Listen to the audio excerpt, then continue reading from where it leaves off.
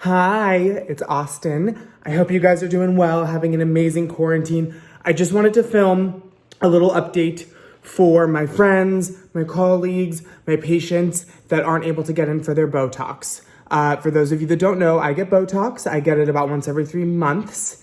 And if you can see, I just have a little bit of movement that's starting to come up, and I want to mitigate that. So what I found is you want to get some painter's tape. I wouldn't use duct tape just because it could be a little bit too harsh on the skin. And you want to get a piece that's, a few inches long, 4, 5, 6 inches long. You want to put it on your forehead right above your brows. Now, if you look, it mitigates the movement, definitely. Now, for the glabella, you want to take a smaller piece. And you can even rip a piece in half like this. We'll use this half, yeah. And this is going to go right here. Now, for those of you that don't know, Botox is just a neuromodulator that prevents muscle movement. And that's all this is doing.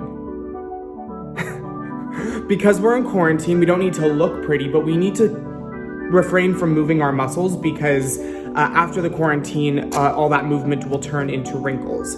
Now, for the crow's feet, this one's really simple. You just want to take some really small pieces and you want to close your eye and just get it right in there. Now, the crow's feet, it's a little bit harder. It's a smaller muscle group. So if you have like some super glue or something and you can kind of dilute it and just, I don't know, I'm trying to think of ideas. Maybe some liquid latex, just something that will kind of freeze those muscles. You obviously don't want to tape your eyelids closed and you don't want to rip out your eyelashes. So here, if we raise, shrug, or whatever you call that, and then smile. So we've done a pretty good job at mitigating that muscle movement.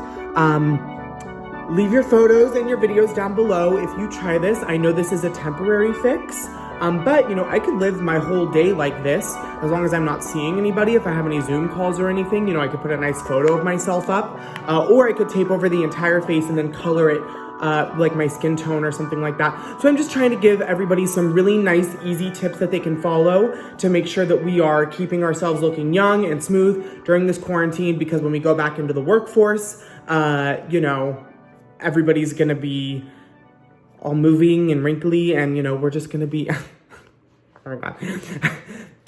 Let me know if you try this technique, and hope you guys have a great day. Stay home. Bye.